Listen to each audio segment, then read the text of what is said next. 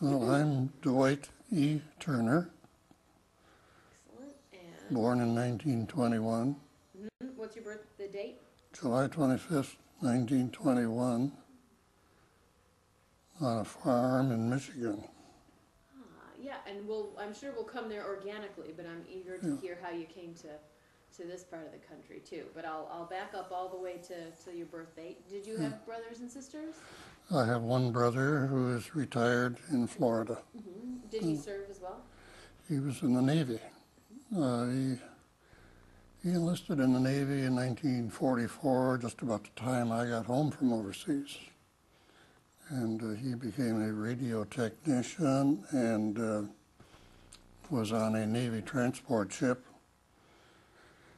At the end of the war, he was just out about at Hawaii, so he was then overseas until early 1946.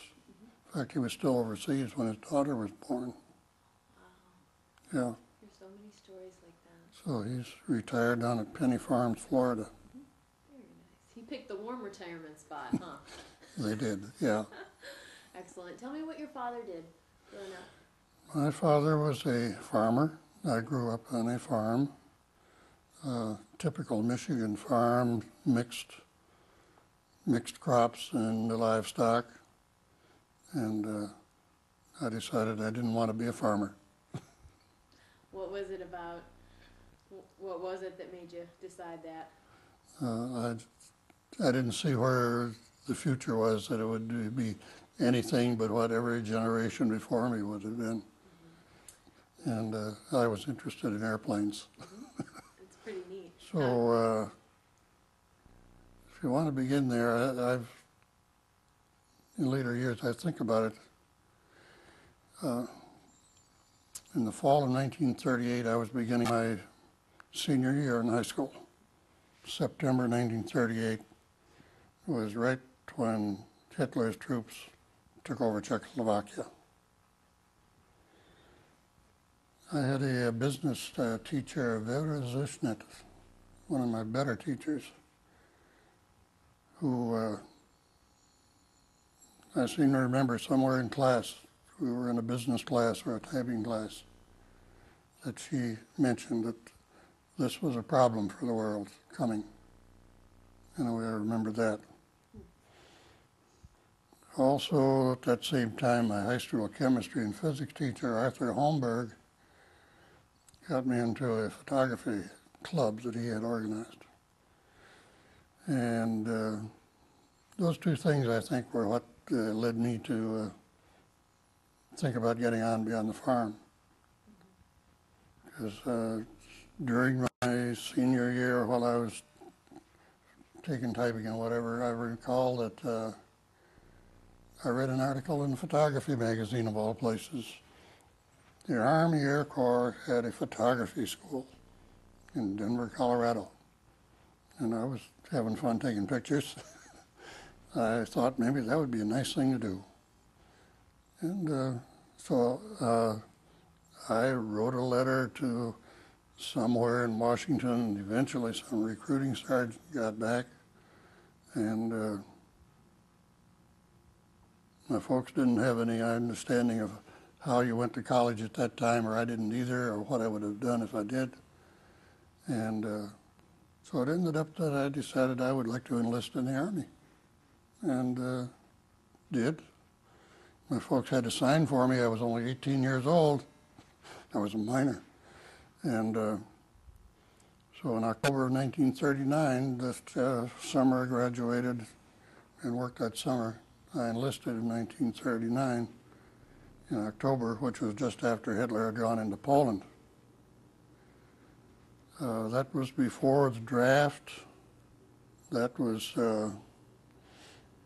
before there was big expansion of people, but there was beginning to be some evidence of what was happening. So I signed up with a recruiting sergeant in Flint, Michigan, and they put me on a bus to Detroit. And on the 17th of October, I stood up, swore with my right hand at the recruiting main station in Detroit, Federal Building. It's high noon. We put on a bus, and at 5 o'clock that evening, I was at Selfridge Field at Mount Clemens, Michigan, having my first military meal. That was a recruiting station. I enlisted for that base. I didn't want to go anywhere else. That was not too far from home. So I was at Selfridge, and they set up a recruit training detachment right there. They pulled in officers and non-coms from the squadrons around the base, and there were probably 30 or so of us. We spent a month doing recruit training, mostly getting some uniforms and learning the close order drill, and by the end of that month we were firing a pistol a little bit. And at the end of that month we were parceled out as squadrons on the base. I was assigned. So also immediately I was doing KP. First thing people started. Oh, I'm sorry about that. Yeah. So over Christmas, I got a few days at home, which was only 90 miles away from Selfridge. And in January, I was transferred over to the 1st Fighter Group, at that time 1st Pursuit Group, which was there in the base, which was in the old times one of the original Air Corps units, into the 94th Squadron, which was the squadron that Eddie Rickenbacker had been in World War II 20 years earlier. So I was there, and so they asked me what I wanted to do, and I said, oh, I want to be a photographer. Oh, that's nice. But if you become a photographer, we don't have any photographers, so you wouldn't come back here. Well, they convinced me to go to mechanic school. So 2 months later, I was on a train to Chanute Field, Illinois, to go to air mechanic school. So for 6 months about, the end of August, I was on temporary duty all during school, so you're supposed to go back to Selfridge Field. There were 200 of us in a class. Supposed to graduate at the end of August. Right up until that time, for months or years ahead of time, there had been, out of every class, a few people retained to be instructors in the school as turnover. 3 days before our class graduated,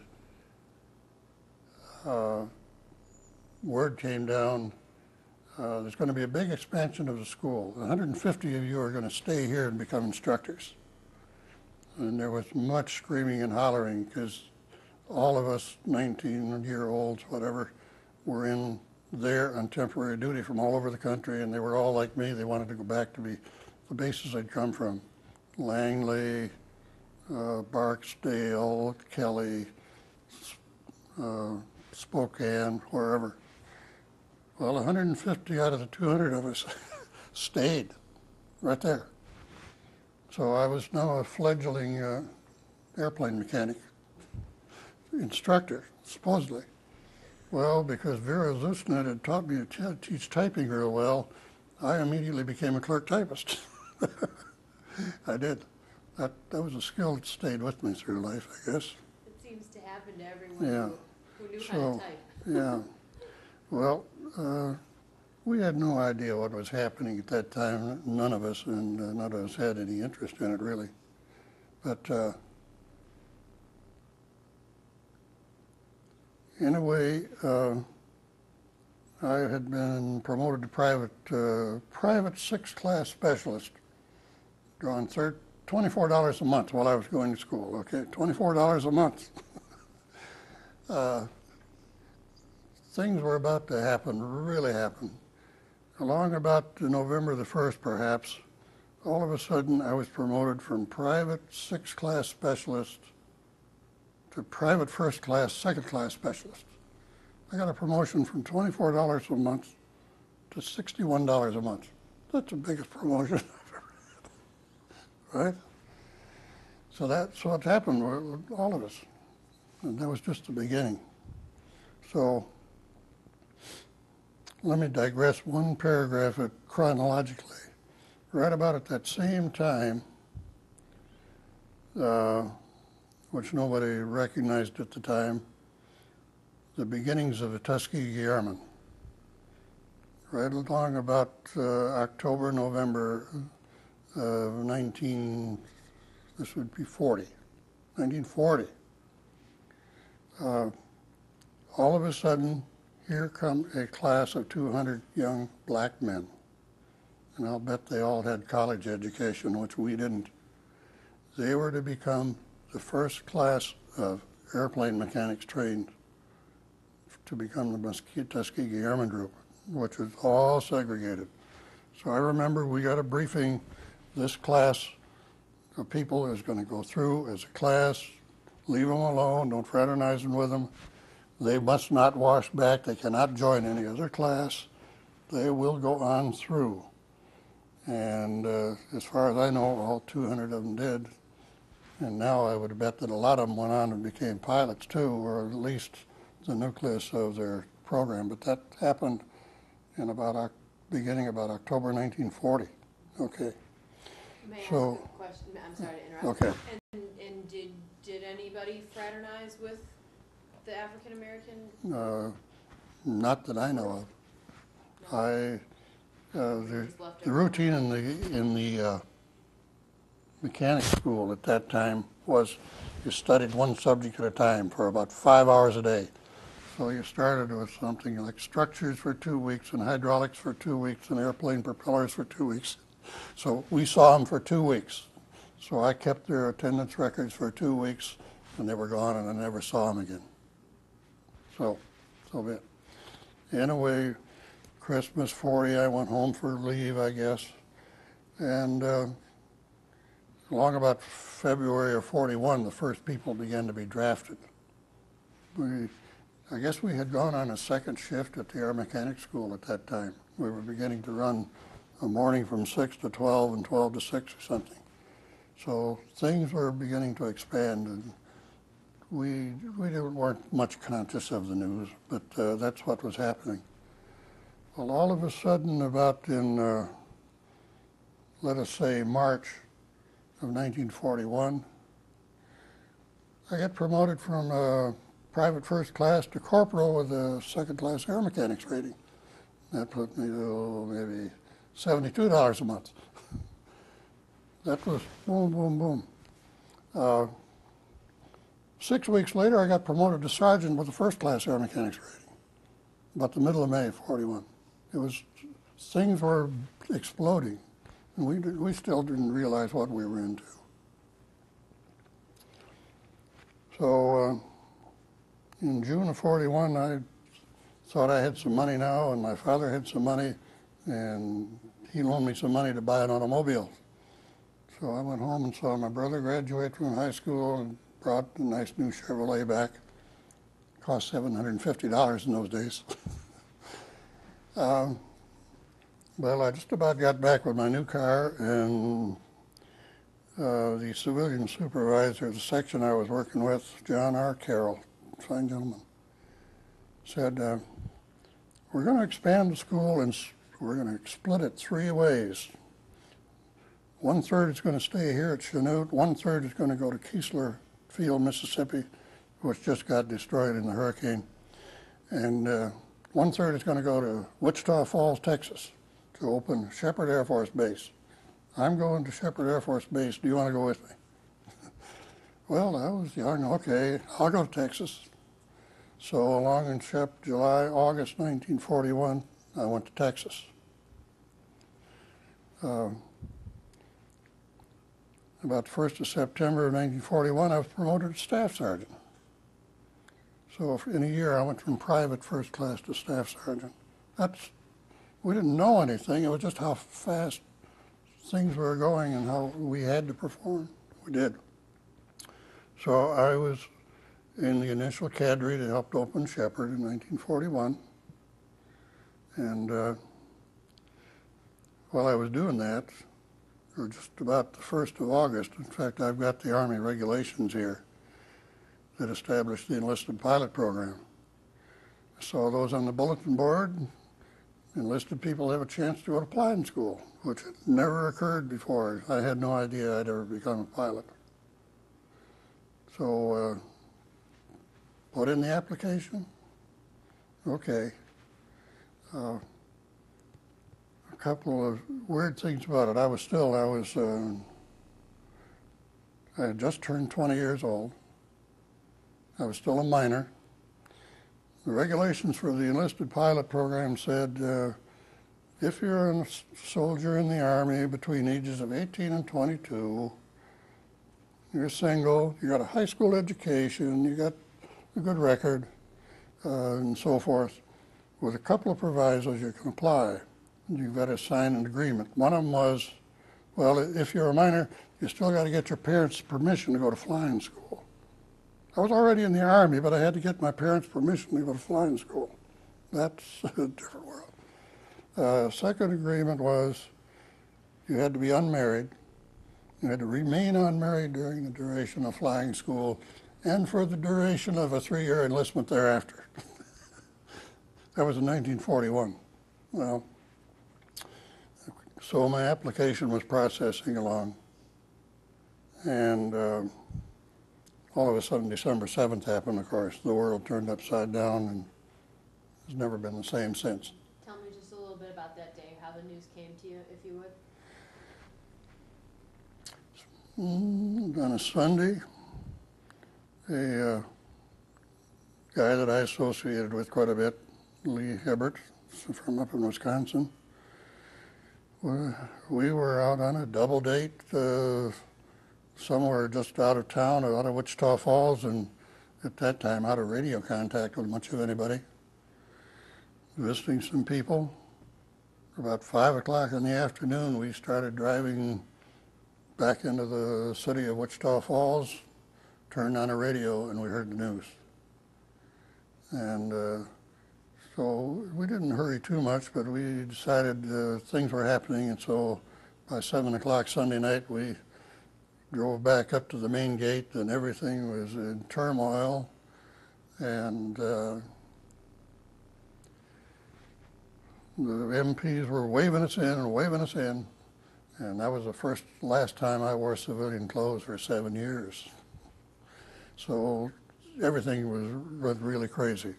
We went on 3 shifts on the mechanic school. We were teaching classes 24 hours a day then. The school was operating 24 hours a day. Everything was booming. So I was still there and working as a clerk typist for John R. Carroll. And I was also a barracks chief of the barracks we were living in. So we had all of a sudden a whole bunch of mechanic students living, and so I was a supervisor of that barracks as well as being a clerk typist, and my application was processing.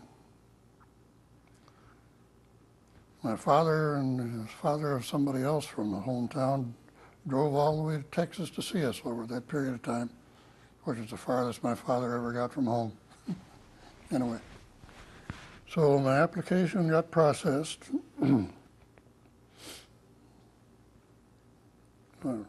One more little aside, that was, I've told that since. I had to report in for a physical.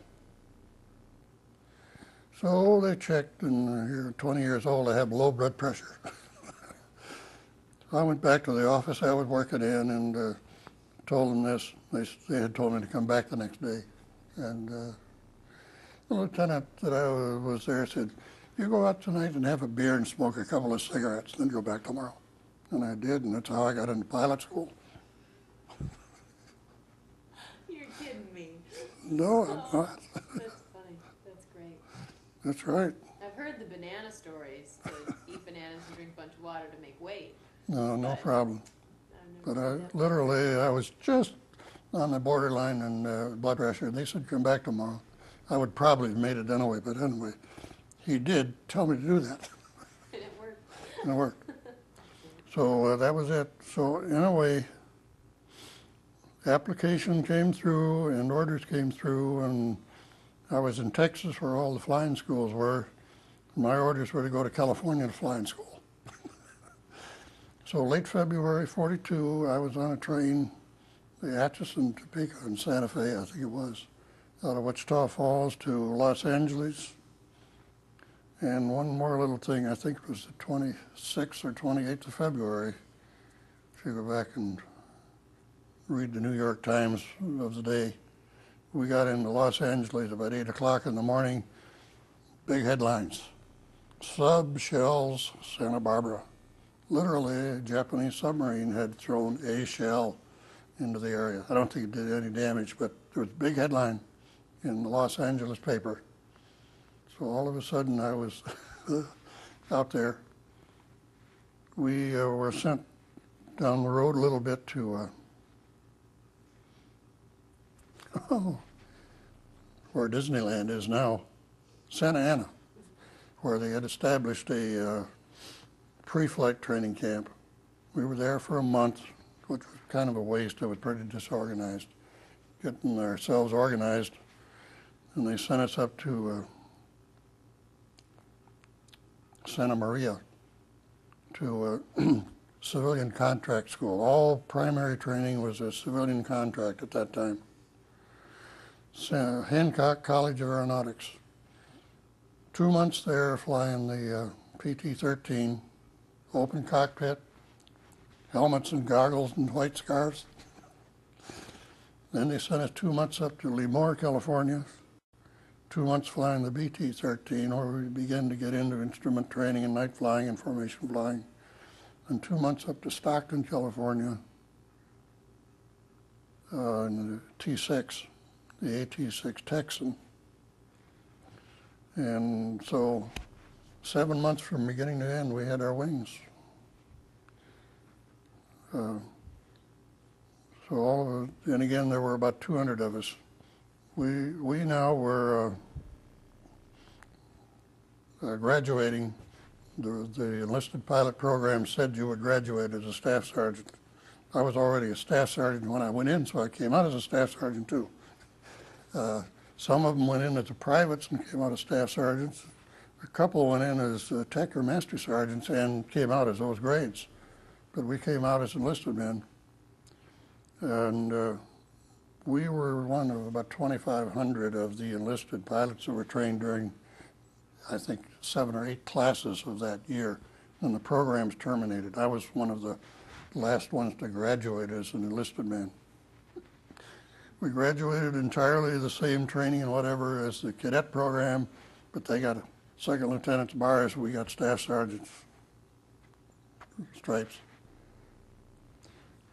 And so a couple of days later, some orders came out of where we're going to go now that we're hot pilots. And they sent a bunch of us by train to Salt Lake City to a replacement depot.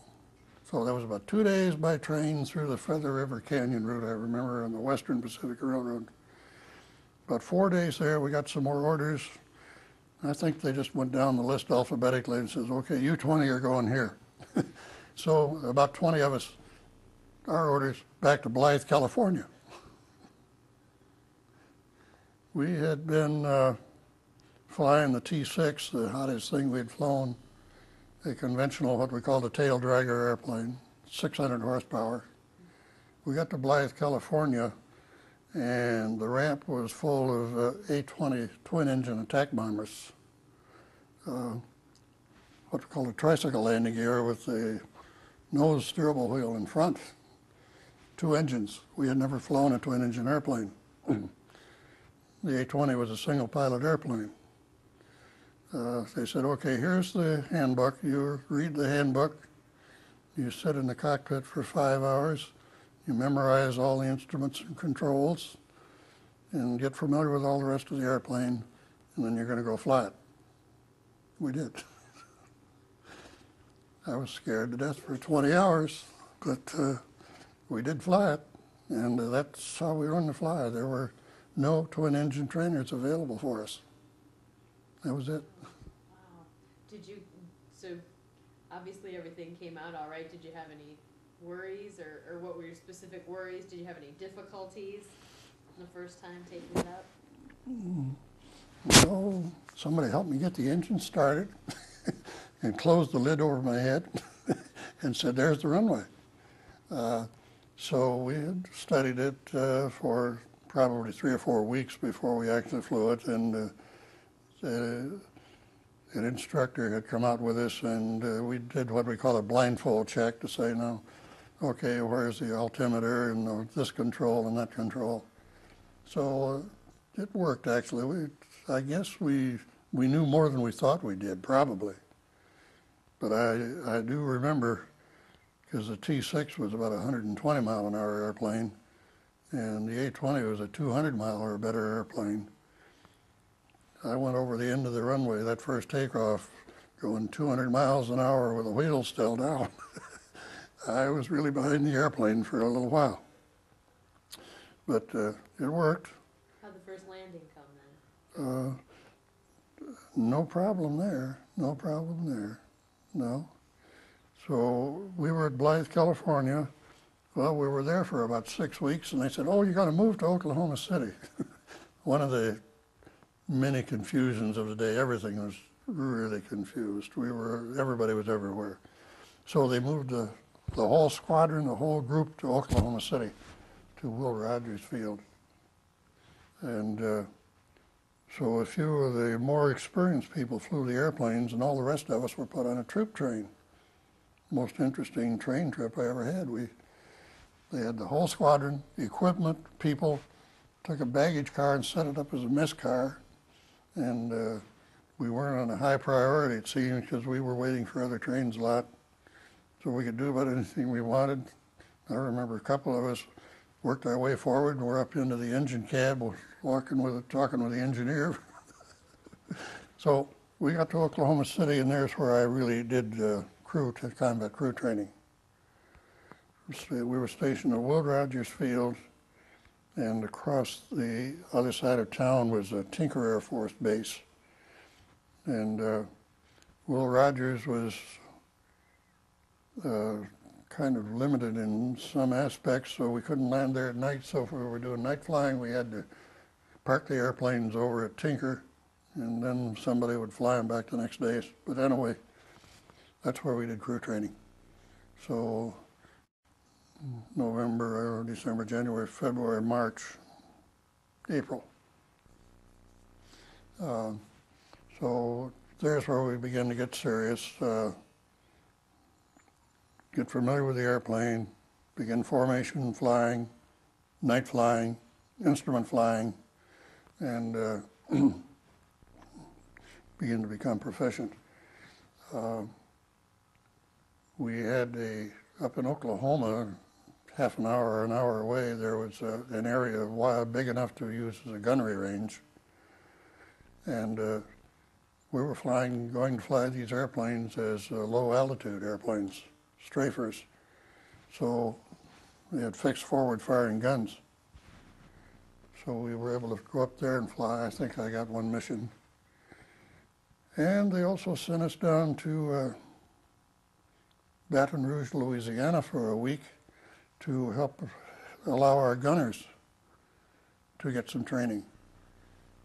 So again, I rode in the B-25 that we finally had to Baton Rouge, and then put the 2 gunners in the rear cockpit, and we flew out over the Gulf of Mexico, towing targets. I remember I towed at least one mission towing targets. You string a bunch of cable out a couple of 1,000 feet behind you with a sleeve target on it and fly along, and the gunner flies.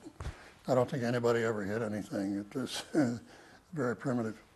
Anyway, we were down there for a week or so. Did you have a chance to get into New Orleans at all? Not at that time, no. That's Not at that time. 10 years later I did. Nice.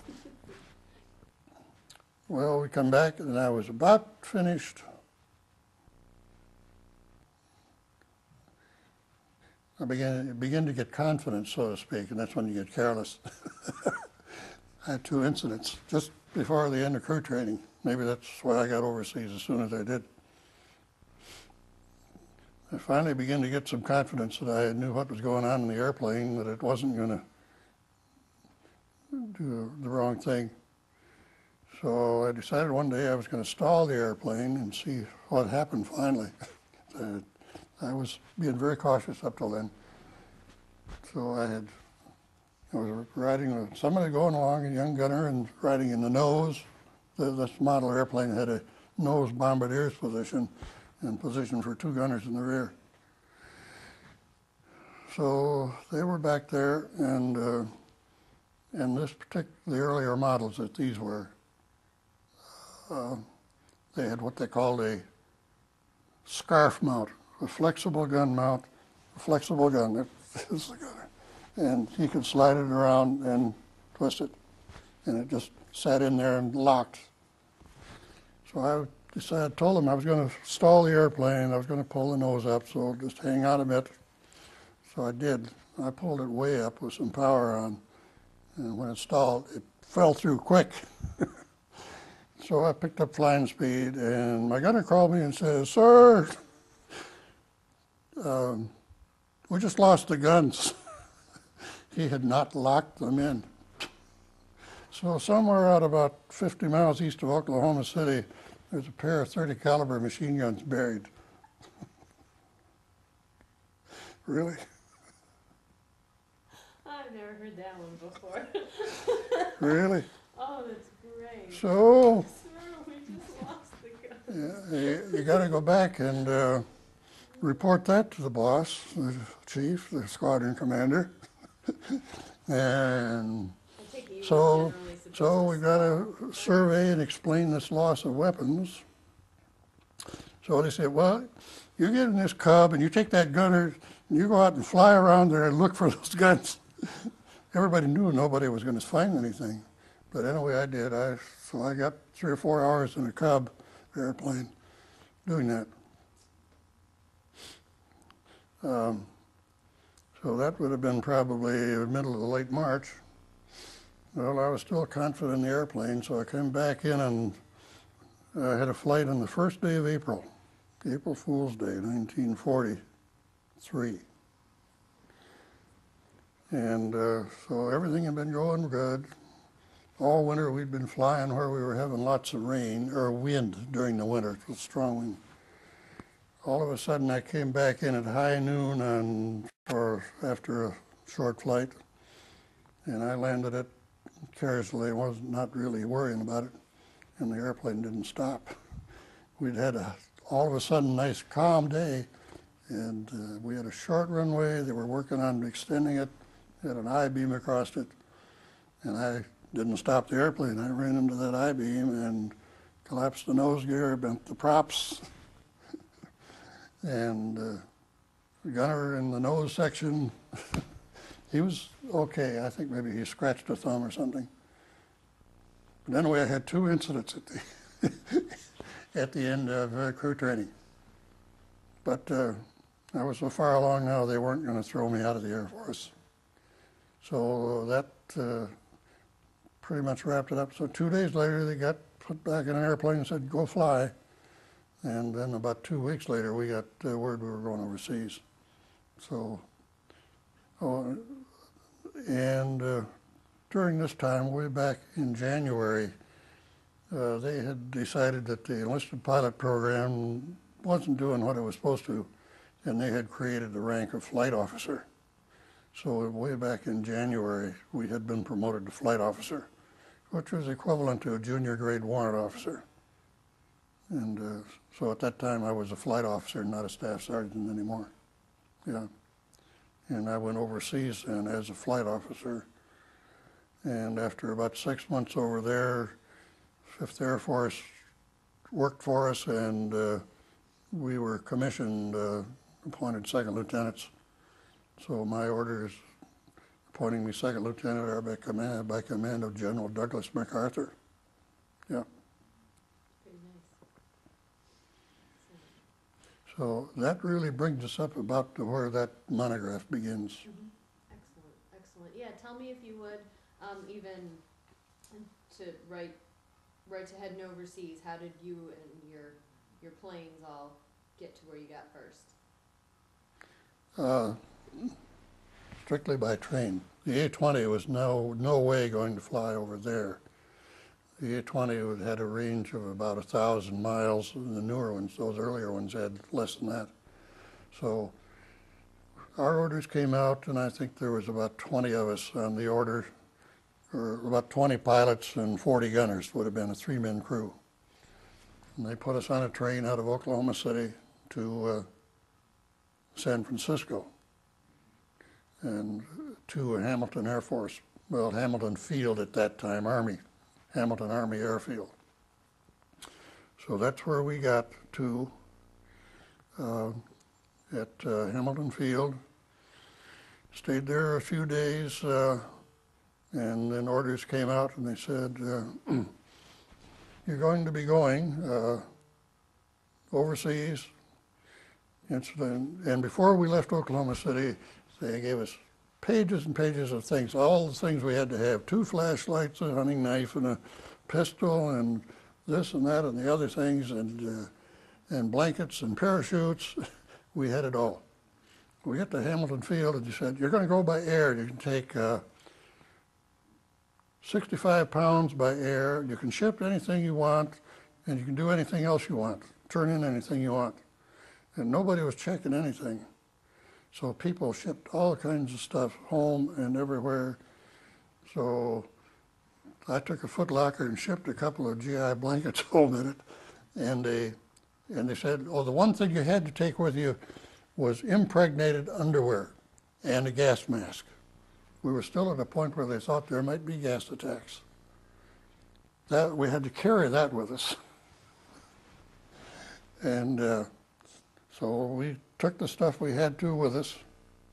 I shipped this foot locker and a couple of things, including a winter flying jacket home, turned in a parachute and stuff to supply. And so 24th or April or so, late April, Jay Shoup and myself and our 4 gunners were put on orders, and they said, okay, you're going to go out tonight. You're going to be riding with Air Transport Command. Air Transport Command at that time was, I think, a military contract operation. I think that the pilots actually were airline pilots flying Air Force airplanes. The airplane they were flying was what we call the C-87 Liberator, which is a converted cargo version of the B-24 Bomber Liberator. So that evening we got on the airplane, the 6 of us. There were 6 of us and a bunch of cargo. It had to be high priority to be going by airplane. And we did. 12 hours later, we got into Honolulu. 12 hours. We're going to sit there and grind over the Pacific Ocean. At that time, as we were about to get into Honolulu, the crew feathered an engine.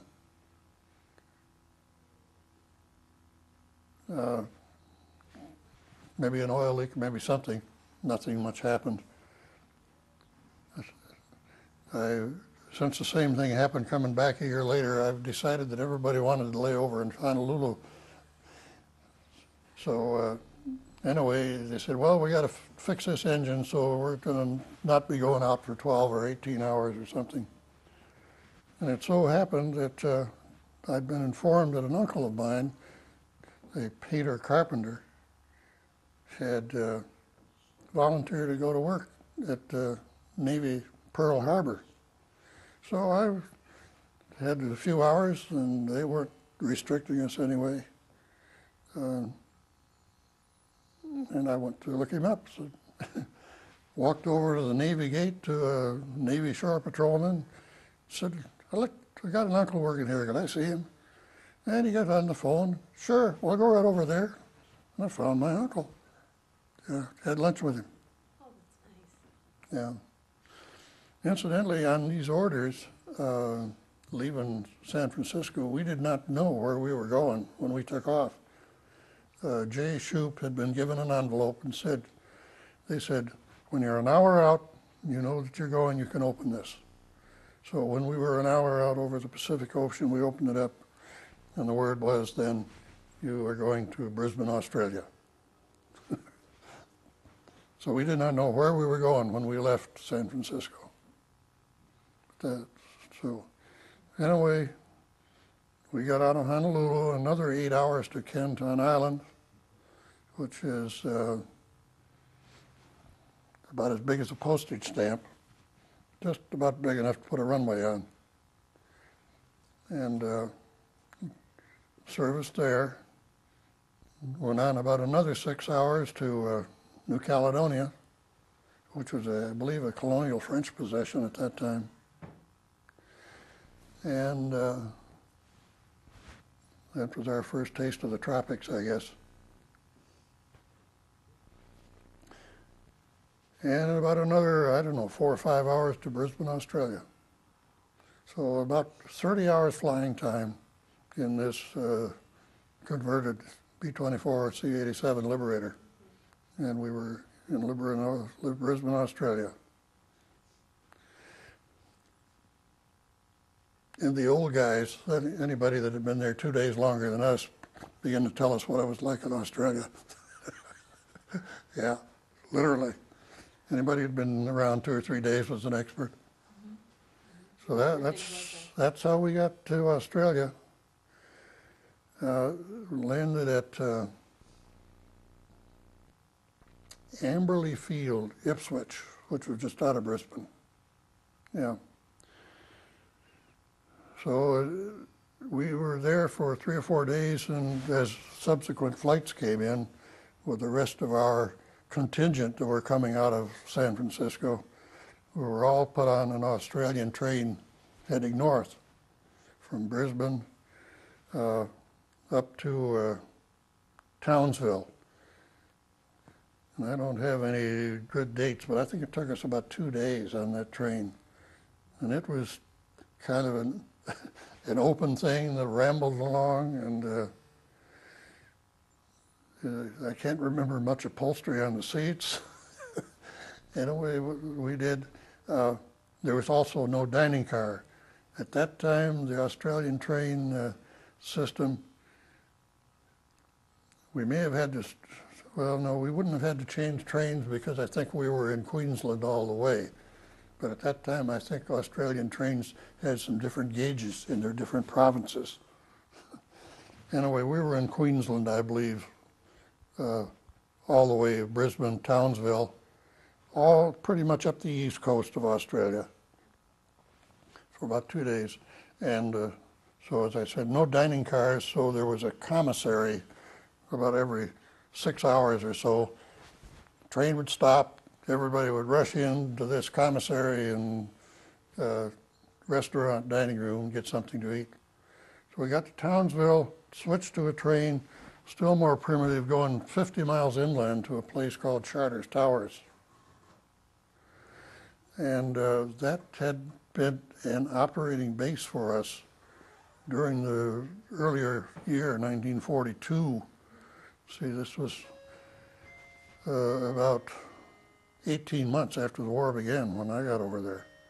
So Charters Towers was a real backwater place by the time we got there, because we had begun to move forward and were operating out of New Guinea. So there wasn't much left at Charters Towers. But anyway, so we congregated there, and there really wasn't much of anything there. This little village, literally, Charters Towers, I kind of got the impression that it might have been like Cass City, Michigan had been in 1900. Real quiet little village. There wasn't much of any traffic control. I remember if you had a vehicle running down through the street, you come to a corner, you blow your horn and keep going. That was the impression that I got about the speed of things in Charters Towers. Such a cutie. Speaking of cars, did you tell me this? What did you do with your car? Did you have to sell it, or did you leave it with your parents? I ended up selling it. Oh, okay. Yeah, all of a sudden my nice new Chevrolet with 10,000 miles on it, I sold it for $650 or something. I don't know why that just came to my mind. Keep going though, back to Australia. Yeah, I can tell you about my first one after the war. The same thing happened to. Okay. Well, we were at Charters Towers then for a week or two or three, and the monograph begins to pick up there, so it's really in print. So. Well, this will be for Yeah. camera in addition, Okay. so feel free to repeat yourself, or Okay. I'd Well, walk you through it if I were more Yeah. familiar with it, but I'll leave it to you. well, then with Charters Towers was wide open and free and easy, and so we ate and did much of nothing. And they had a couple of airplanes there by this time. Well, by this time, left over. They had a couple of beat-up war-weary B-25s that they were sitting on the ramp there, and nobody was telling anybody much of what to do. So one of the other guys and myself, I think, dared each other to say, "Why don't we go and see if we can fly that airplane?" So we went into the operations office, and some sergeant there said, "Could we check that airplane out for a little while?" And sure, go take it. Neither of us had ever soloed and checked out in the B-25, and so anyway, I don't know whether I drew the long straw or the short straw, but I got the left seat, and we flew the B-25 for an hour. Nowadays, they wouldn't let you do anything like that. So yeah, that was my main remembrance of Charters Towers. So pretty soon, NOA orders came through, and troop carrier airplanes showed up, C-47s, the workhorse of the Air Force, really, in World War II. And we got on an airplane for New Guinea. Now, from Townsville, just about straight north to Port Moresby, New Guinea, is 700 miles across the Coral Sea.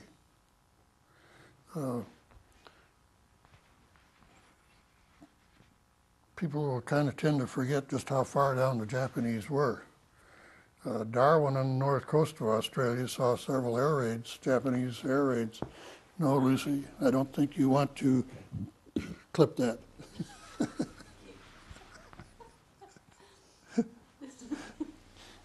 Lucy, no, Lucy, you better leave that cable alone. Yeah, probably not bad. We'll do that. Looks like a cat toy to me. Yeah. So anyway, in going back a bit, just for the remind people, in May 1942, our Navy stopped the Japanese Navy from getting onto the south coast of New Guinea in the Battle of the Coral Sea, along about the 7th, 8th of May. Our carriers blocked them. If we had not done so, the Japanese would have had all of New Guinea ready to invade Australia. And as a matter of fact, I have an impression when we first got into Brisbane of some evidence that the Japanese or the Aussies had been taking steps to repel Japanese if they got that far. It was that touch and go, I think. Yeah, it is a major turning point that sometimes So overlooked. anyway, in May, would have been probably late May, we got on our troop carrier C-47s and were ferried across the Coral Sea at 700 miles to Port Moresby. The Japanese advance against Port Moresby had been stopped and pretty well ended at the Battle of Buna in about February of '43, just about 4 months before. So just really a few weeks before, probably, the units then that I was going to be put into, which I had no idea about, or we, all of us, had moved across and established airfields in the area around Buna, Gona, and where we were at was known as Dobadura. And it was all that area on the northeast coast of Australia then that we were beginning to operate out of. So they put us into Australia first. We waited a day or so there, and then they got us on an airplane again, and we get over to Dobadura. Nobody had ever heard of these places, neither had we. And so all of a sudden we were really in the jungle. New Guinea was a pretty wild place. So we got there and we found out where we were going, to the 3rd Bomb Group, or better known as the 3rd Attack Group at that time. And so we were parceled out among the 4 squadrons, 8th Squadron, 13th, 89th, and 90th.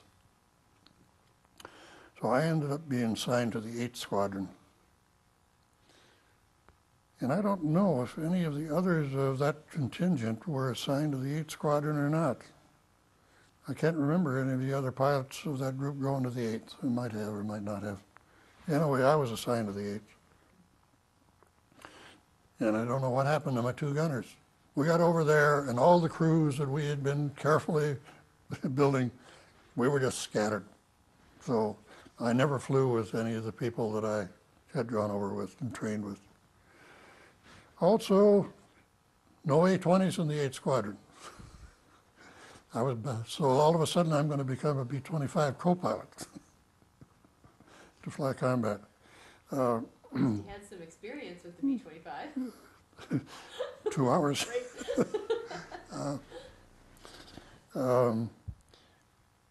The A-20, there were some A-20s in one squadron, the 89th.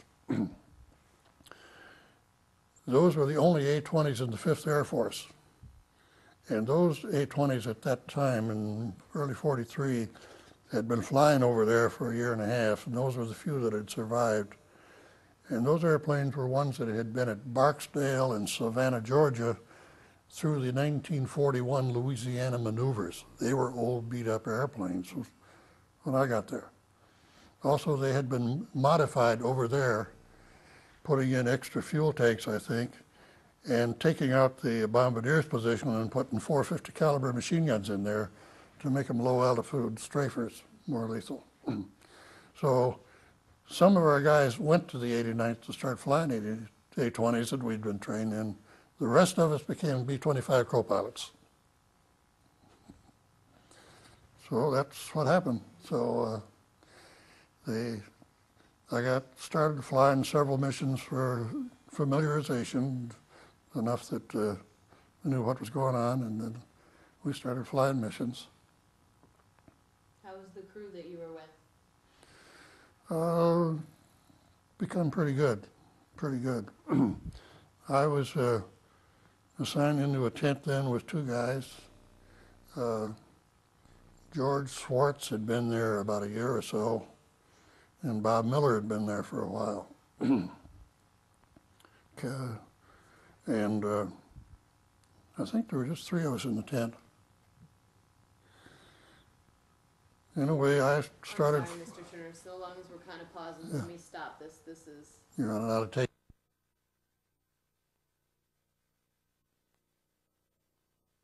Good neighbor of ours and friend, Steve DeL'Aquila, was in Europe, and pretty much right at or close after May D-Day. He was probably a private in the Signal Corps. And when he went in on a landing craft, he went into the water, and somebody managed to fish him out. So a few years ago, he managed to find this guy. Really? But the guy that he did find had just died a year or so ago. Oh, God. Might not be a bad idea. I'm talking too much. Yeah, it won't be in the shot, and then we can put it anywhere you like. Okay. She's so cute. I love her. Oh, Lucy is fine. She owns the house. I bet. They have a way of doing that. He really does.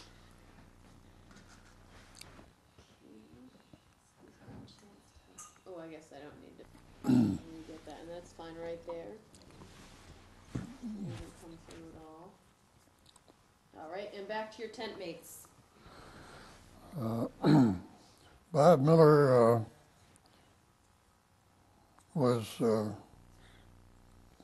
had been flying. Apparently, I think he'd been flying pretty much as co-pilot, and I think he was basically promoted to take over as aircraft commander just about the time I got there. So it ended up that after flying, I flew with several people, but pretty soon I got assigned to him. Actually, to be keeping chronologically, Ray Wilkins, who was maybe a captain at that time, he was squadron operations officer. Flew with him a couple of times, flew with George Swartz a couple of times, and so Wilkins checked me out, okay, you're going to be a co-pilot. So I think I flew the first mission with maybe somebody came, SBISA, S-B-I-S-A-Z-A, and a couple of other missions. And then I was pretty much assigned, okay, you're going to be flying as a crew with Bob Miller. So I did. So we lived together and I flew with him. And we had two gunners that pretty much were our gunners, turret gunner and a side gunner. Is that all the crew? How's that? Is that all the crew on a B-25? At that time, yeah. Okay, gotcha. Now, our B-25s again were hard-looking B-25s. They were not as they had been made in this country. These were the early B-25s that originally was designed as a medium altitude, 7,000, 8,000, 10,000 foot airplane with a bombardier up in the nose. This bombing jungles from 10,000 feet wasn't doing anybody any good. And General Kinney and our maverick engineer, Pappy Gunn, had said, we want to do something else with the B-25s. So they had stripped out the bombardier's position, painted over the glass nose, and put 450 calibers and machine guns in the nose, 4 more along the sides of the airplane. They converted it to a low-altitude strafer. So we were firing 4 850 caliber guns at about 300 rounds a minute they would go. That was the B-25s we had, low-altitude strafers. So they were pretty grungy-looking airplanes. And I've heard that when the North American engineers come over and says, you can't do that, it won't fly. And they said, here it is, it's flying.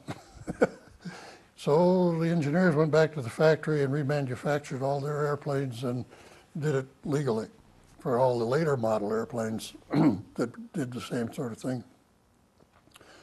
So, yeah, in a way, we started flying strafers, and I was flying with Bob Miller mostly. The details of each mission are in the monograph there. In a way, I think maybe the first or second mission I did was dropping some mail to some of our ground troops 100 miles up the coast from us, because that was the only way that they could get mail in. Literally, we had mail sacks packaged in the bomb bay, hung on the bomb racks of the airplanes. We went and dropped it in an open spot so that our troops would have mail. So that counted as a combat mission. You know what? I think we almost got sunshine outside. It's a brighter day. Almost. Almost. That's the brightest it's been for a few days. Okay. So we did a few of those things. Suddenly, I think it was on my 5th mission, and I did not know what was going on. We were out looking for barges to destroy. The Japanese were still trying to maintain their forces, and they were bringing supplies in down the coast of New Britain to try and supply their troops who were still at Salamaua and Lae and Finschhafen on the east coast of New Guinea.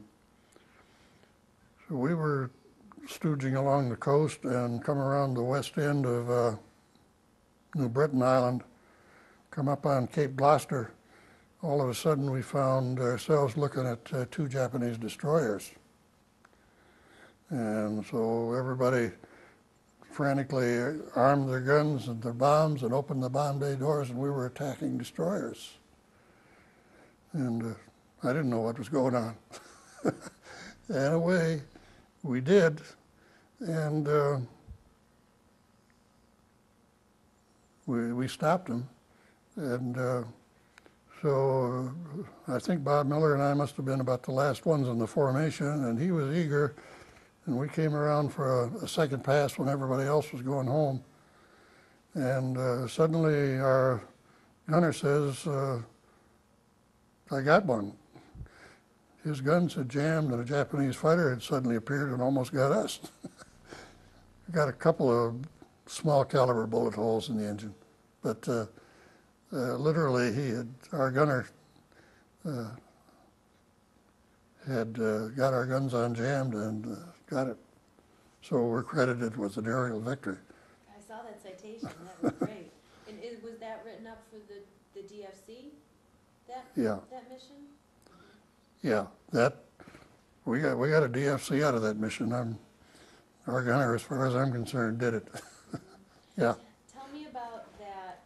I have so many questions around in this, so bear with me while I sort of stumble through Okay. them. Is that how your missions were usually? Did you just have an area to sort of patrol and then go look for barges, like you said? How was it laid out for you? Well, no, mostly we were targeted towards a specific location. That particular day, we were just out barge hunting when we ran into the destroyers. Gotcha. And how many is we?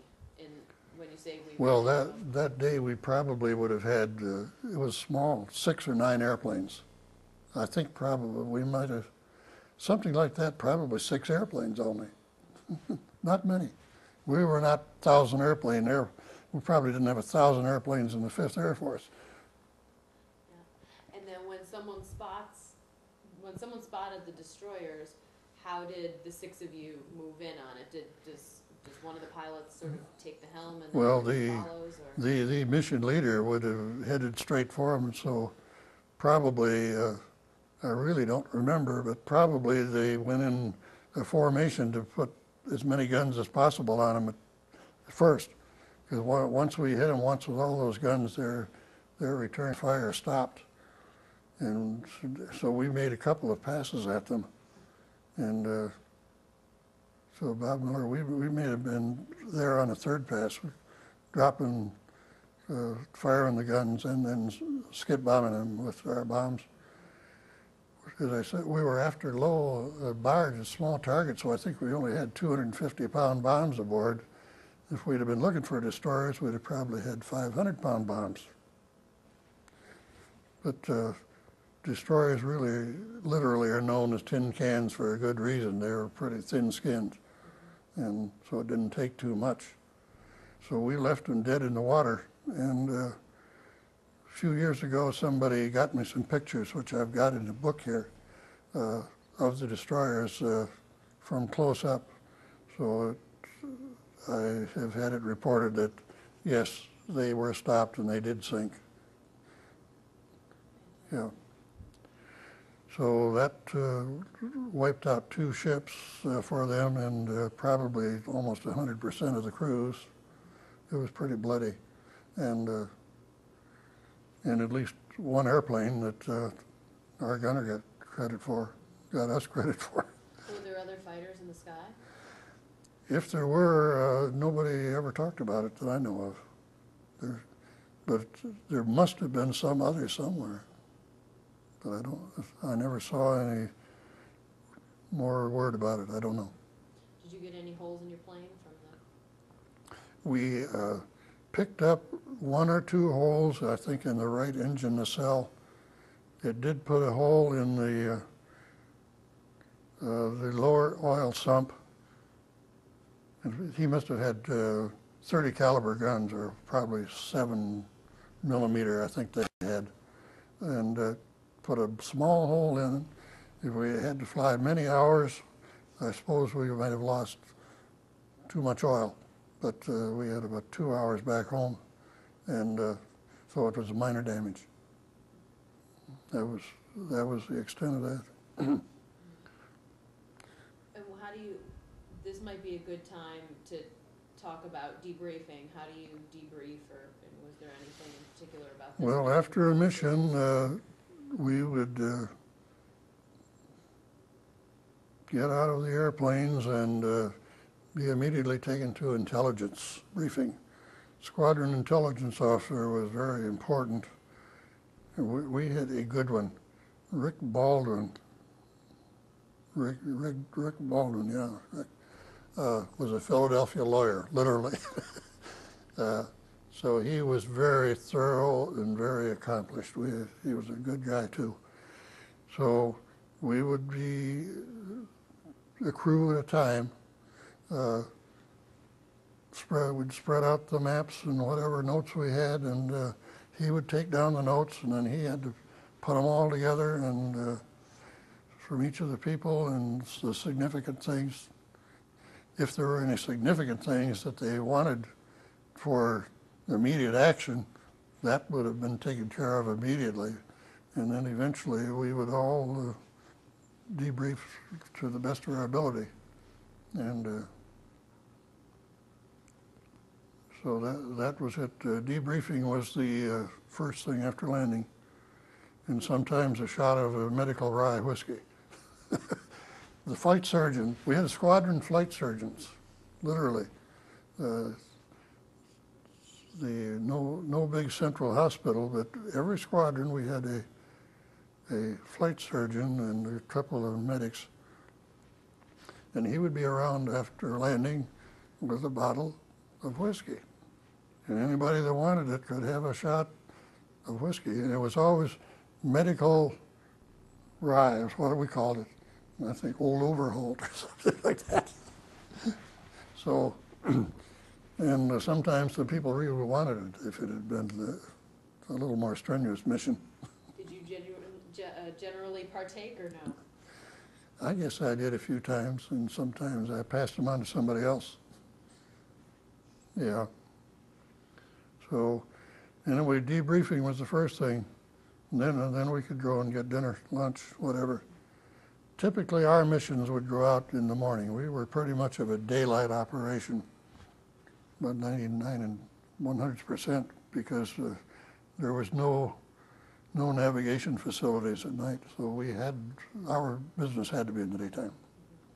Pretty much daytime and visual. Did you have one nighttime something I might have read?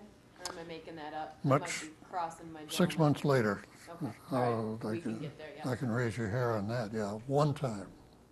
Once. Yeah. And that was it. Take your time getting there. I don't want to skip over anything. Yeah. So we would typically be in the air in the morning, get back 2 or 3 or 4 or 5 hours later, depending on where we were going, debrief, and then something to eat, dinner, and then we basically are off until the next time. During that summer there, we were not flying a whole lot, probably because we didn't have the capability. We probably were having them limited on spare parts, limited on fuel, limited on bombs to service the airplanes with. So we were only flying once every 2 or 3 or 4 or 5 days, whatever. As things begin to pick up then, we begin to then start moving north up the north coast of New Guinea. And that's when we were beginning to see what we could do with the airplanes and push them out as far as they could. So I remember I was with, I think, Martindale when we went to Madang or maybe WWII, I'm not sure. I'd have to look that up. When we went out, pretty much the limits, so we were out 5.5 hours and beginning to watch our fuel gauges closely as we came back from that. Well, then, as we got towards the end of the year, and we began to really push. Well, in September, I guess we occupied Leh. Leh, incidentally, was the last place that Amelia Earhart was ever seen. Leh, New Guinea. And whenever 1937, she was trying to go around the world. That's where she took off from on her last flight. Leh, New Guinea. That was about 200 miles north of where we were at WWII. So our paratroopers landed and took Leh, New Guinea in September. I think at that time I was enjoying myself on a rest leave in Sydney. I got to Sydney twice on rest leaves, I believe. And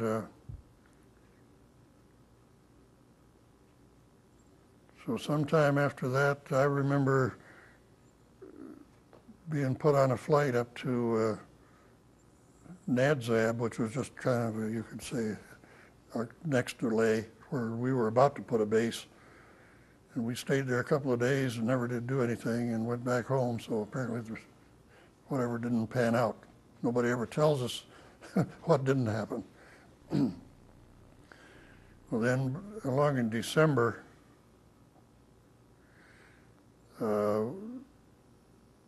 then things began to really heat up at Cape Gloucester on the west end of New Britain. And I remember flying, I think, 6 missions in 7 days then. The Marines were about to do a landing at Cape Gloucester, and we were supporting the landing. So we got real busy then. So you could, a lot of boredom or a lot of action. It could be real spread out, it could be real concentrated. Well, tell me some more about the Gloucester missions too. I've just recently been talking to a lot of Marines actually from H21, and there were a lot of the Marines who were at the point and on Cape Gloucester. So did you go in and make any runs before the landing, or were they all in support after the landing happened? I think that our missions would have been pretty much before landing. Okay. I don't really know. Nobody. I don't remember if we were told where the Marines were or what was going on. I really can't remember that. No, and it's but we were in support of their landings anyway. And what kind of targets were you flying against? Well, there was a Japanese airstrip there, and we did an awful lot of bombing of coconut palms and jungle there. We would be given a rather rudimentary map and say, this is a feature, and in this area here, get in and do things, yeah. Now, maybe backtrack a little bit here, because some things all of a sudden had happened. We had begun to build our strength, and the Japanese were trying to do something at Rabaul on the eastern end of New Britain Island. It was about 400 and plus miles from us at WWII. So our reconnaissance airplanes had determined that they had moved a lot of airplanes into Rabaul. We had never gone that far before, I guess maybe deliberately. And all of a sudden on the 12th of October, the whole 5th Air Force was sent to Rabaul. Everything that could fly. So there would have been probably 3 squadrons from our group, 4 squadrons from the 38th group, 4 squadrons from the 345th group of B-25s, B-24s from the 43rd and the 90th group, maybe, and a bunch of P-38s up above us. We were always happy to have P-38s up above us. And I don't know what was coming westerly from the 13th Air Force. Anyway, on the 12th of October, we went to Rabaul. I was flying with Bob Miller, And our squadron was targeted against Rapopo Airdrome. I think the Japs had maybe 3 airdromes there. In a way, Rapopo was one of them. And we were going to sweep in the length of that airdrome, right down the length of the runway and all of the parking areas, revetment areas alongside. We were loaded with parafrag bombs. The parafrag is a miserable little piece of weapon. So long, so big around, 23 pounds of coiled steel wrapped around explosive with a mushroom head sensitive nose and a little parachute out the tail of it. We could carry maybe 80 of those. The parachute was on them so that when they came out of the airplane, they would drag behind and not go down and explode back up into the airplane. So we came in sight of Rapopo Airdrome, and we had achieved complete surprise. They were taking off a flight of bombers towards us. I think there was 4 of them were coming, or had come just ahead of us. Our guns got one of them, I believe, and our fighters got the others. So our squadron at that time, I think we had all 13 airplanes flying, just the wide V. We just strafed them. So we destroyed 70 or 80 or 90 airplanes that day. So that was the biggest mission we'd flown. That was pretty hairy. So that was by far the most that I had flown, I guess. And when you say it's pretty hairy, just in the enormity of what you accomplished, or I would say so.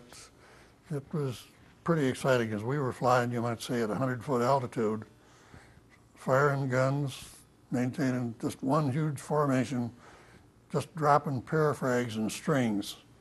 So it had to have been pretty lethal underneath. Yeah. Were you coming under any fire from the ground? Which? Were you coming under any fire from the ground? No, hardly. They were not expecting us because B-25s had never gone that far before. I guess we had deliberately never gone that far before in plans. Nobody told the crews that. I've read that little bit many decades later. Okay, so we did that. Anyway, we got home. I think we lost 2 or 3 airplanes, maybe not. Our squadron did not lose anything. I don't know that we lost any of our B-25s that day in our group. So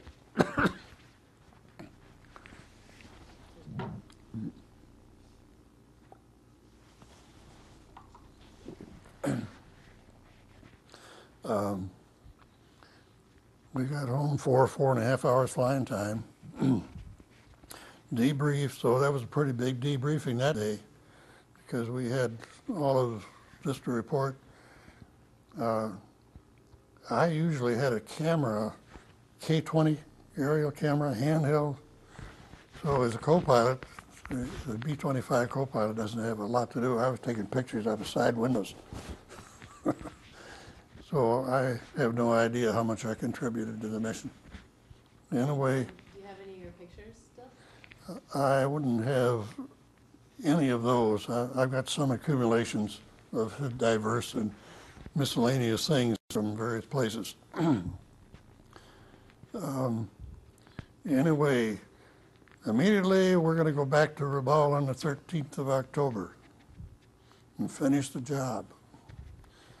So we got off the ground on the 13th. One of my little miscellaneous memories is we were well out over the Solomon Sea again. I remembered I didn't have any life vest. I had forgotten that. Well, might not have been any good anyway. So we get an hour or so out, and the mission was turned back because of weather. I think probably that was a very lucky day to have bad weather, because I think they would have been waiting for us. Yeah. That was my last B-25 mission. On the 14th of October, operations told me, go next door to the 89th and check in, and you're going to get familiar and start flying the A-20. Because 6 months earlier, I had been trained in the A-20. So I left Bob Miller's crew and went next door and made one 30-minute flight in those beat-up A-20s and was sent on a mission with them. Oh my gosh. Quickly, and you might have done it before, but I don't know if we did it side to side. Compare the B-25 to the A-20 just quickly. Both twin-engine airplanes, the same engine actually, the Wright R2600, a 14-cylinder radial, double-row radial engine. The B-25, they got 100 more horsepower out of the engine somehow. B-25 had two pilots, the A-20 single pilot. The A-20 might have been 10 miles an hour faster, say 210 versus 200. The B-25 could probably carry 500 or so pounds more load. Similar range. Yeah. Were you glad to have a pilot seat back then? Yeah, I liked the A-20. The A-20 was a more fun airplane to fly. The B-25 was a little more of a truck, a very solid, substantial airplane, but not very exciting. So you got it back to a little more of a sports car. Yeah. Right. Now the B-25 has become a classic airplane. You hear about it all the time. Nobody even knows what an A-20 was anymore. But in its day, it was more of a sports car airplane. Yeah. So then your first mission in an A-20 took you to? Was over some jungle in the Fitzhaven area. Yeah. So I flew one or two missions with them, and all of a sudden they put the operation said, okay, go to Port Moresby, and you're going to go down to Townsville. I think that's where we went, and pick up a new airplane. Okay. So I rode back down to Port Moresby, and we were beginning to get more new A-20s, which had rode to Australia on the top deck of a flat top. And these A-20s now were new production airplanes with production 650 caliber nose guns and extra fuel tanks, so that they were long-legged enough that we could use them over there. So that they had about a 1,000-mile range, 500-mile combat radius. So I got to Townsville along with some group of other pilots.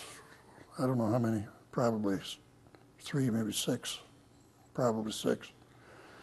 And flew an A-20, 700 miles across the Coral Sea to Port Moresby again, back to the squadron. And about that time, 24th of October, the 5th Air Force went to Rabaul again. And Bob Miller had a new co-pilot with him and our two gunners. It was his 60th mission. He was on orders to come home. And on the approach in, they got tangled up with Japanese fighters, and the Jap fighter deliberately or after being shot down collided with him, and they went down. So 10, 12 days after I left the crew, they were gone. So that's one of those, you remember that. And they just pulled you out randomly? Was there any rhyme or reason to your orders Not that I know of. Right. No, nobody told me. That was typical of the world. I think I never knew what was going on. They just told me, go do it, so you would do it. So I left the crew and went over to A-20s, and they went on, and Bob Miller and his new co-pilot on, I believe, his first mission, and our two gunners in the airplane were gone. That airplane, number 376, Bob Miller and I had named that after Red Skelton's character. We doed it. So when I got an airplane of my own, I continued the name. We doed it 2 and 3 and 4. Yeah. So anyway, we back in December then we were well, let's see, then the 2nd of November, the squadron in Air Force went back to Rabaul. And that's when we had a real disaster. Ray Wilkins then was a major and squadron commander, leading the squadron. We got mistakenly sent in across Simpson Harbor against Japanese naval shipping. And we lost like 2 airplanes out of 8. And maybe ditched another one on the way home or something. I don't have those details. But anyway, Ray Wilkins was shot down. He had been over there at least 18 months, had become engaged to an Australian girl, was about to fly. And he got the Medal of Honor on the 2nd of November.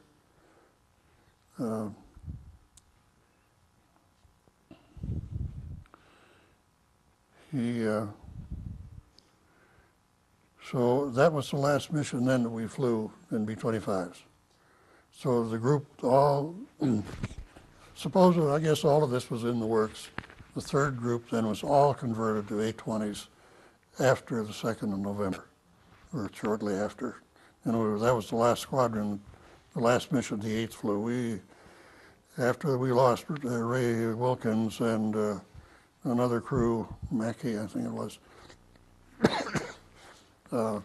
we were out of the B-25s. And so by the middle of November, we were back in action in A-20s. And in December, we were supporting that landing in Gloucester and doing pretty business. So in January, we were beginning to go on up the coast, Finschhafen, Itapie, I forget the names up the north coast. I've got an antique Australian map I'd like to show you. And sometime in the middle of January, they told me again, go to Australia and we're going to bring back new airplanes. So that turned out to be a real vacation. They sent us to Brisbane, picked up an airplane. Well, we picked up probably 6 or 9 of them. Brisbane to Townsville, 700 miles to Port Moresby, drop the airplane, get on an airplane back to Australia to Brisbane, take another one up, that was 2. We get to Brisbane and sit for a couple of weeks and get go swimming off Brisbane, and they say, here's an airline ticket, go to Melbourne to pick up an airplane. So we did that. Melbourne was a very nice old city. I enjoyed that. So we picked up that airplane and took it back to Brisbane. I did a little modification and took that back to Port Moresby. And we got caught in some weather getting into Port Moresby that time. And I think we probably had a dozen airplanes that day. Anyway, that took us up to like the 1st of March. So January, that was about 6 weeks down there. They said, you're going to NADZAB. Oh, that's nice. The whole squadron had moved while we were in Australia. So the weather cleared so we could get across the Owen Stanleys, and we took our airplanes and took them home to NADZAB, new airplanes. And that was where I got my only night mission. 2 days after I got to NADZAB, I had never been there before. We had primitive runways and primitive runway lighting. They said, okay, tomorrow morning you're going to take off in the dark before dawn. We're going to fly up around the east end of the island, and because we're going to make a landing at Itapi. The ground forces are. You're going to be there at dawn to strafe and suppress the enemy for resistance, so our troops can come ashore. Well, we took off before dawn, all right, and we had to go east past Ley and about 50 miles east, and then turn northward past Finschhafen up Vidia Straits between the east end of New Guinea and the west end of New Britain, and on around the northwest coast. Well, as we got past Ley, there was nothing but thunderstorms to the east of us, solid lightning. And nobody had ever told us anything about flying into thunderstorms. They'd always told us you don't fly into thunderstorms. So I stooged around a while and kind of waited till it got a little bit daylight, and or the thunderstorms dissipated or something, and finally went around there, but by that time it was too late, and I decided the troops, if they were going to land, were already landed, and I'd better not be trying to interfere. Incidentally, when I had got back to NADZAB, I found a place to live. Somebody had taken my stuff with me from Dobadura, and I had moved in with the flight surgeon and John Ransier, our squadron ordnance officer, who was a nice guy. And John was a non-rated, non-flying officer, non-pilot, but he was kind of gung-ho. So he said, how about I go along with you as a gunner tomorrow morning? So, okay. We were somewhat informal. So John was flying with me as a gunner that morning, and I took him into thunderstorms. I've reminded him of that ever since, so that he should have been staying on the ground. He's still out in California. So anyway, I didn't get to that target. I said, okay, I might as well turn around and go home. By that time it was daylight and the thunderstorms had gone elsewhere. But that was the only night mission that we ever had. So that would have been in early March. So then we began to run farther and farther. We were being really pushed then. So it was one spot after another up the coast. And we began then to run to WWII. I forget just where it was in middle, from all of March and April, many missions up through there. And those began to be longer missions. They were beginning to push us out to the limits of the airplane, so we would be running 4.5 to 5.5 hours. And then finally, in late April, early May, they began to push us all the way to Hollandia, which all of a sudden we were out of Australian New Guinea into Dutch New Guinea, the Dutch Netherlands New Guinea, which all of this was under the mandate, as you will recall, of the League of Nations, dating from World War I. I'll show you this map, which has labeled Australian, New Guinea, something under mandate from the League of Nations. So somewhere along that line, I think we ran a number of missions up to Hollandia.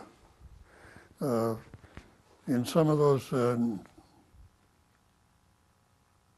WWII missions, there I picked up bullet holes again, I think twice in 3 days. Why should it happen there? But I got one of our WWII missions along in that time. Somebody got lucky and either he was shooting straight up or probably we were banked away and I got a hole like so way out on the wingtip of the airplane, right straight from the bottom. And 2 or 3 days later we went back and somebody was a little bit low and he did a little sheet metal damage to my open bomb bay doors. So 3 times I got bullet holes, never anything substantial. So we went on to Hollandia, and that turned out to be about 5 or so hours mission. I think I probably ran about 3 hours or 3 missions against that. And then our troops came in to land there. What was it? Santani Bay, Humboldt Bay. I'd have to look at a map to tell you where the troops were coming in, but anyway, we were beating up their aerodromes. That's what we were, knock out their air forces, which we did. And then all of a sudden they say, okay, you're going to move. So our ground forces are moved out and put on landing craft. They have to go around the end of New Guinea and all the way up the coast. And so we loaded up our airplanes and then we sat for several days until finally the ground forces had moved in from Santani Bay to Humboldt Bay and secured the aerodrome positions.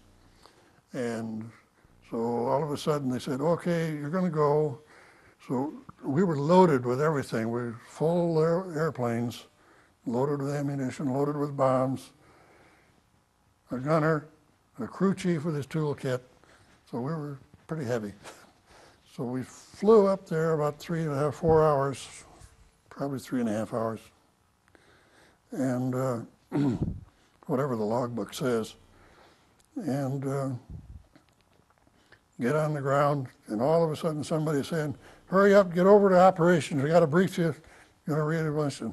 Well, we did, but we didn't fly anything. So we got out, were able to unload our airplanes and get something to eat. But then we immediately started flying pretty heavy because things were really beginning to move then. And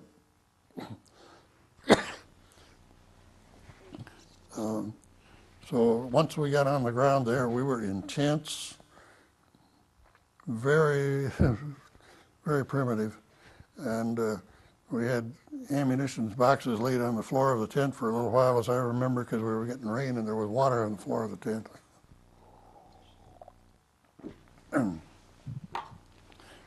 So, anyway, we got into a tent and then we started loading up and flying missions right on up to Noon 4. This would have been towards the Gildink Bay area, the way northwestern portion of Guinea. And Noon 4, whatever. And finally, I think I flew 3 missions against Biak Island to support the landing there. And that would have been about the end of May, and all of a sudden they say, well, you're going home. Okay, bye. So that was it.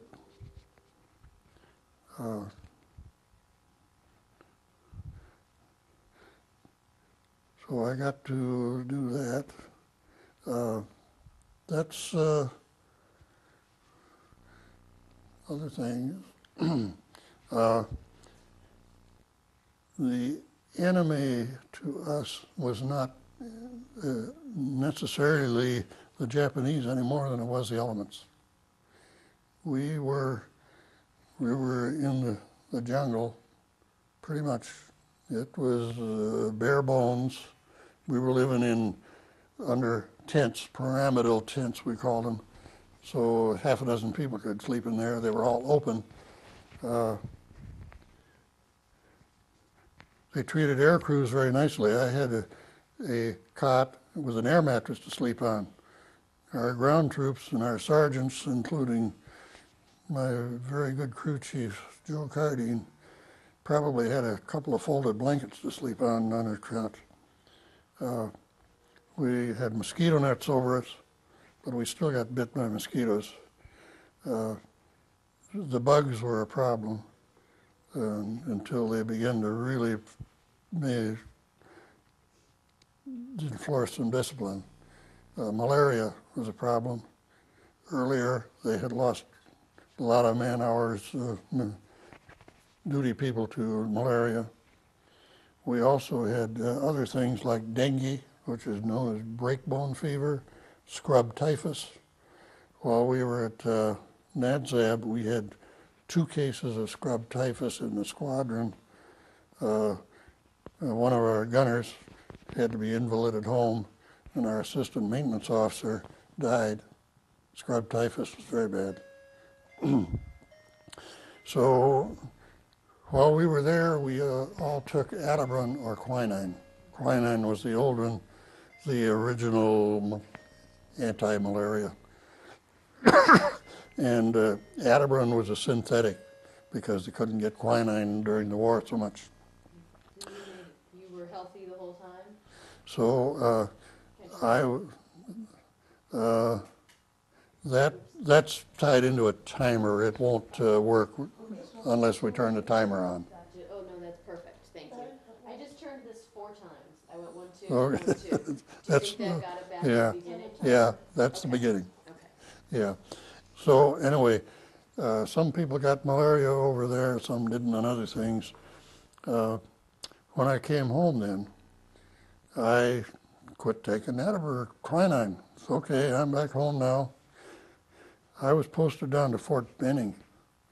And along about 4 months later, all of a sudden, I collapsed, and they hauled me off in the meat wagon to the Fort Benning Hospital. I had malaria. That happened. Quinine didn't keep you from getting it, it just kept you from having the symptoms of it, so you could keep working. So, yeah, that was true. So the weather, the bugs and whatever were bad.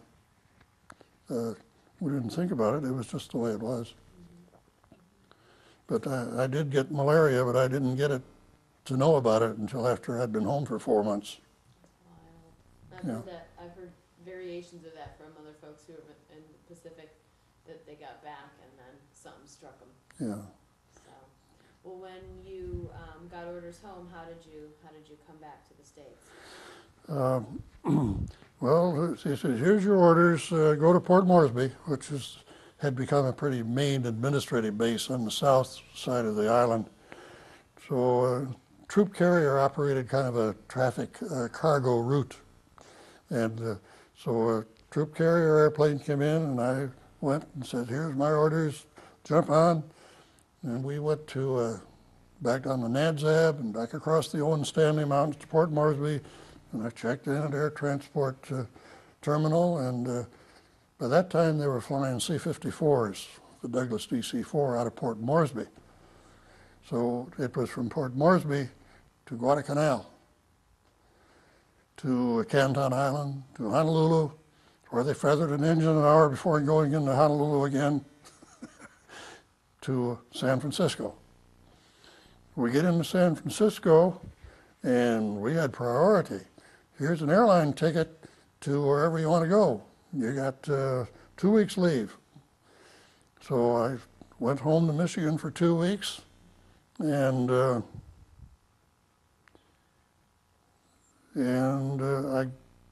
guess they told me, I'd known at that time, you're going to Miami Beach then for redistribution, for rest, recuperation, redistribution.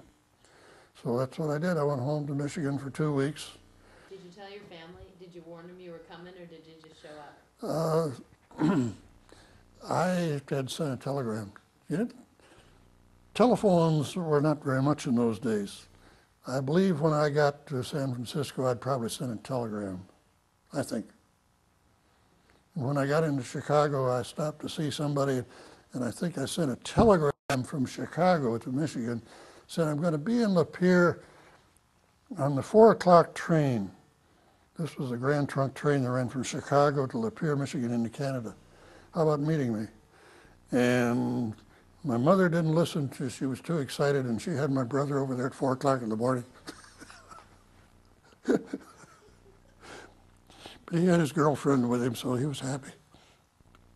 So anyway, I spent 2 weeks there and got on an airplane again, Eastern Airlines, out of Detroit to Miami Beach. The Air Force, just about took over Miami Beach during the war. They operated officer candidate schools and whatever there they had taken. So I spent 2 weeks in the, I can't think of the name of that hotel. It's still there. One of those tourist hotels on the beach, on the west side of the hotel on Collins Avenue. The Red Cross was operating rest and recuperation there. We did some interviews. That was about it. And I got badly sunburned. So when I checked in at Fort Benning, after a month, I was sunburned. They had us out on a diving trip. Anyway, yeah. So that was about it. So I was assigned then to a training squadron at Fort Benning, Georgia, Lawson Army Airfield. So that was it, and I stayed there until the end of the war then. Yeah, I was there from September of 44 until April of 46. Did it ever look like, maybe just before the war ended, did it ever look like you'd be sent back overseas?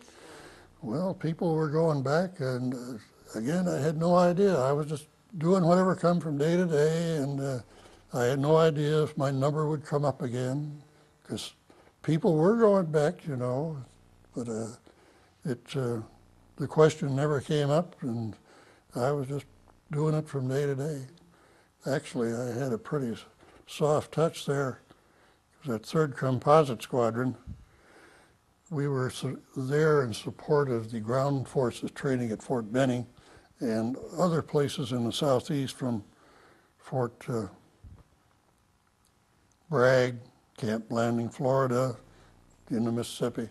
So I was flying about 4 or 5 types of airplanes there, all over the southeast, and everybody was pretty easy.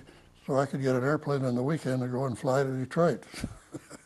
So I did a lot of flying there, and was really enjoying myself. That's pretty neat. Where were you on VJ Day? I was at Benning. Mm-hmm. Were there parties? What was the atmosphere? Well, everybody was pretty happy.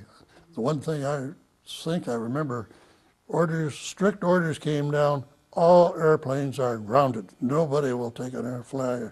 They figured everybody was going to go and kill themselves or somebody else celebrating. That's the one thing I remember. There will be no flying until you're told. Until everybody's calmed down. Yep. Good, good. And then you were at Benning till 46. You stayed in the service? I stayed in the service till 1959. I retired. They closed the squadron then in 1946. All of a sudden, demobilization. The whole squadron was just wiped out. One of the things I remember, I mentioned I was talking about this to Vern the other night. Our airplanes were dispersed and they had to go somewhere.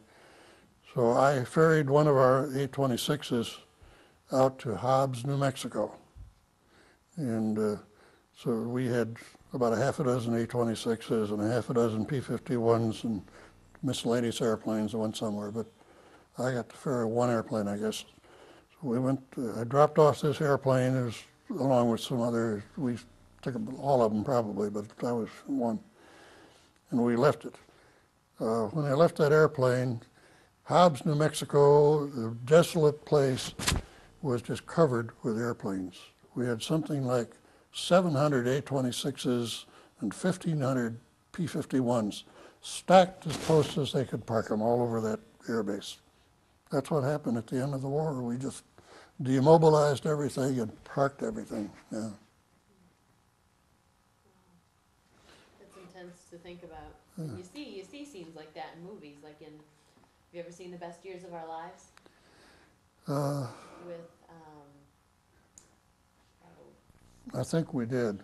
that's the one with the amputee, the Oh, I think it is. And no, I don't think I ever did see it. Navy man. That's a good one. But they make a point of how many just yards and yards of. Actually, Mildred and I have begun to watch some movies here on the TV, a lot that I've never seen. I developed kind of an aversion to motion pictures because in Guinea, we had one 16mm projector and a screen out in an open space. We had some log benches in the open air, and we might have to sit in our raincoats because it was raining.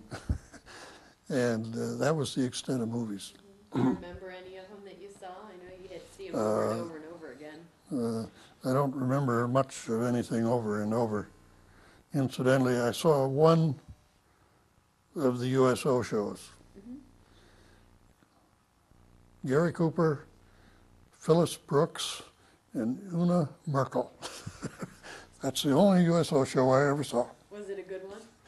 Well, the three of them, and I think it was kind of tired and whatever, so, but anyway, they were something. It was something. So Bob Hope was not around then. No, darn it. Yeah. I think I have about 4 minutes left. That's all for questions for me. Did we skip over anything, or is there anything you want to add? No, I think probably that covers it. The monograph there, it's got the details as I remembered them as I went through the logbook from mission to mission. I stayed in the service, of course.